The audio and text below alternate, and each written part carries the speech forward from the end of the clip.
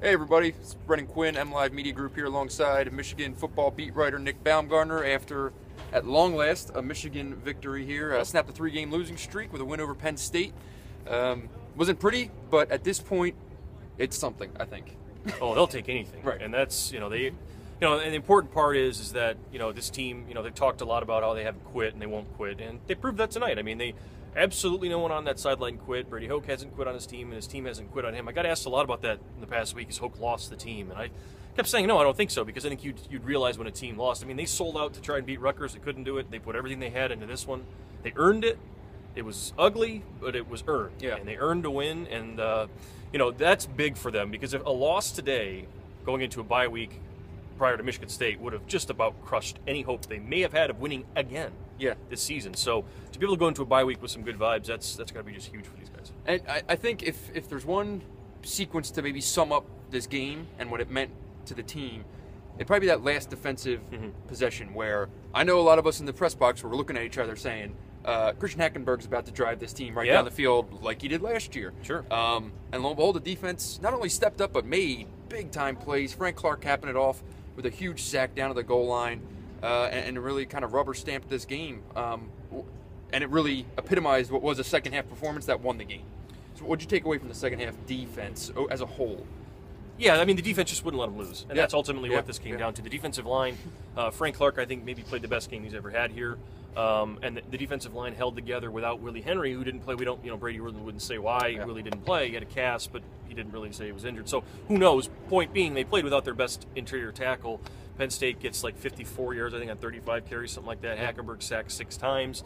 The defense just answered the bell. The defense and the special teams answered the bell every single time. That's really how Hoke has wanted to build this team. Ultimately, they wanted the defense to be a team that could really just, no matter what was happening on offense, the defense was going to give you a chance. And today, it's so weird though, because they go from playing so terrible a week ago against a worse quarterback. Yep.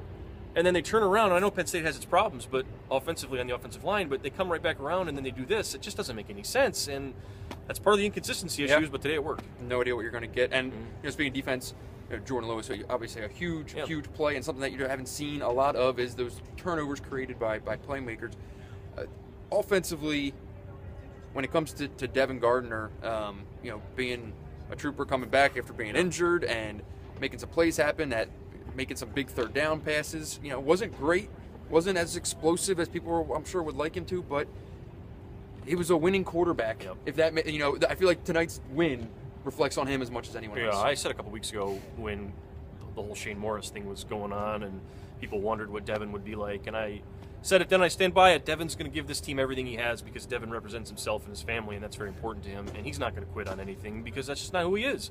Devin's a tough son of a gun, and we all know that. We've seen him do it. I mean, he played with a broken foot last year. I don't know. His left foot was in a boot tonight after the game. He was hobbling around. He has completely sold out for this team time and time again when he's been put in awful situations by bad offenses with bad lines and beaten up and knocked around and criticized by fans. Devin Gardner at some point could have walked in there, stood at midfield, and told every fan in this building to get lost because the way they've treated him in some instances over the years, and for him to just continue going forward for his team, that's admirable. And Devin said he feels like this is making him a better person. I think it probably is. And I guess before we go tonight, Devin mentioned how much he wants the bye week. The team as a whole, this is the best time. I think everyone needs to get away from each other. I think everyone needs to clear their minds, realize what can be accomplished this year, and reevaluate probably a lot of things. Yeah. What do you expect to see? And not what can happen. What do you expect to see? Well, I when think the team gets back. I think at some point they're probably, it's a pressure release, if for nothing else, just maybe for a little bit, that it allows them to kind of take a breath and understand that we actually can win a game again. Maybe they don't win every game the rest of the way or whatever, but I think they allow themselves to kind of have a better feeling about playing football, having fun. I mean, this game can be really toxic when you're losing, and it can be not fun, and it can be just ugly. And that has to have been what was going on for the past month here. And for them to be able to go into this bye week with the opposite feeling of that is just huge for them all the way around.